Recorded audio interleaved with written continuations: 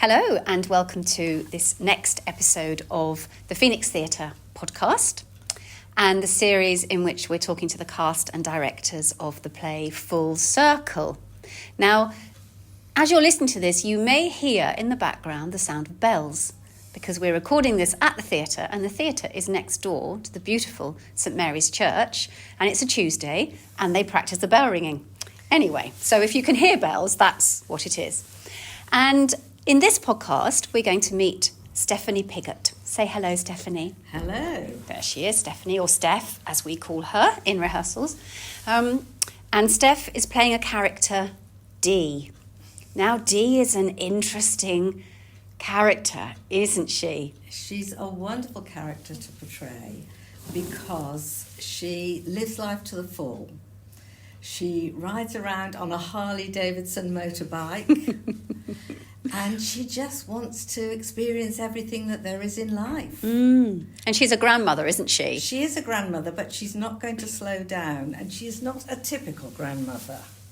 Yes. In fact, isn't one of her lines in the play, you don't slow down or something about that? Tell us what that is. Life's too short to slow down. You never know when you're going to take your last ride. Yes, and that does rather sum her up. And as I've been watching the play, it strikes me that she actually becomes the main focus of the narrative. We're obviously not going to give anything away because we want our audiences to come and see it for themselves, but she actually is the main story, isn't she? What has happened to her. Yes, and we don't find out until the very end. What we do know is that there are in fact two grandmothers in the play and they are chalk and cheese and they do not get on. But we don't know why. We don't know why. No. And so I play Linda in the play and you are my mother-in-law. I am. And our relationship is okay, but a little bit testy. And then my husband, Brian, his relationship with my mother is definitely quite cool, I would say. Yes. And we have those relationships going on as well at the same time. Yes, because I don't like your mother. And she doesn't like me. And unfortunately, my son is married to her daughter. Yes. So we can't avoid each other. That was very inconvenient of us, really, wasn't it? It was really. Yes. Couldn't you have married someone else? I'm Not so my sorry. son. So sorry. And so when you read the play, when you perhaps came to the reading or you read the play, what was it about it that attracted you to it? I think it has absolutely everything. It has laughter and it has sadness and it has every emotion in between. And I hope the audience will feel all those emotions when they come to see it. Yes. And I think coming to somewhere like the Phoenix, particularly to anyone listening who hasn't been before, you can't really but be immersed in it, can you? It's a small theatre. The people on the front row, if they have very long legs, they might end up actually in the production. Yes. Or their feet will anyway. Yes, quite. And how long have you been performing at the Phoenix, Steph? I've been in Ross 3 years, but I've only actually been performing for about 18 months. I was in Venice Revisited, where I played another grandmother. Far too young, but anyway. That time I was Portia's grandmother.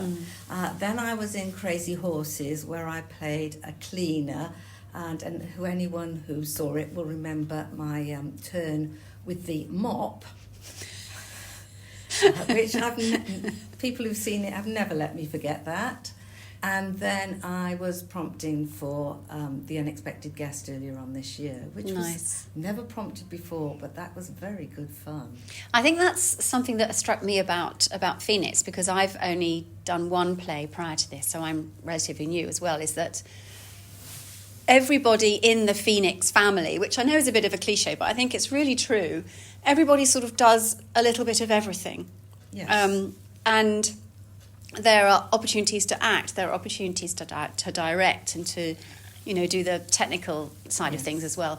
And I don't know, but I do wonder whether that warmth and that sense of community in the cast actually, helps us put together a play that does feel very comfortable and natural, because it's not hard work to work with our fellow actors, is it? You don't feel afraid because you know that the other actors have got your back. And also because it is a family, you're not afraid to try things, because it's a very safe environment to just try things out, see if they work, see if they don't. But you know that if it works, that's fine. But if it doesn't work, there will be no comeback. There'll be no unpleasantness. Yes. It's just, well, we tried it. Okay. Yes. Let's try it a different way. Absolutely. I think it's a very happy band. Yes. So we are keeping these podcasts quite short, so they're little sort of bite-sized. So I've been asking everybody, what do you think the audience coming to this play will get out of it? What do you either think or hope that they're going to get out of coming? I think that they will come and laugh a bit and maybe even cry a bit. Who knows? But to enjoy it. But enjoy it and feel that they have had a wonderful evening's entertainment. Yes, absolutely. Good. Well, we wish you all the best with riding the Harley. I have had practice.